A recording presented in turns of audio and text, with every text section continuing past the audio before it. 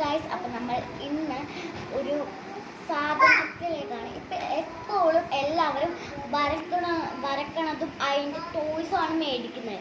മെയിനായിട്ട് തന്നെ ഈ ക്രോമീന്ന് പറഞ്ഞൊരു സാധനത്തിനെയാണ് എല്ലാവരും വരക്കണത് മേടിക്കുന്നത്.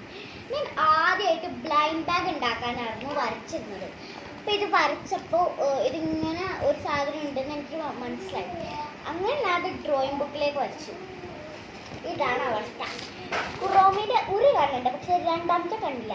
അതെവിടെ പോയി അത് എല്ലാ ആർട്ടിസ്റ്റുമാരും മെയിൻ ആയിട്ടുള്ളൊരു കാര്യമാണ്. ഒരു കണ്ണ് വരച്ചാൽ രണ്ടാമത്തെ കണ്ണ് വരക്കാൻ പറ്റില്ല. അപ്പം ഞാൻ ആ ഒരു സിറ്റുവേഷനിലാണ് ഇവിടെ ഇരിക്കുന്നത്. ഇങ്ങനെയാണ് എനിക്ക് കണ്ണ് വരുന്നത്, പക്ഷെ അത് വരക്കാൻ പറ്റുന്നില്ല.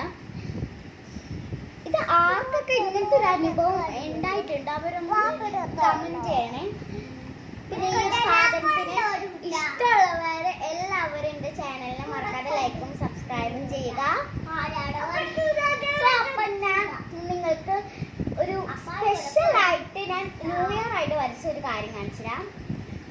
സോ എൻ്റെ പ്രിയപ്പെട്ട എല്ലാ കൂട്ടുകാർക്കും ഹാപ്പി ന്യൂ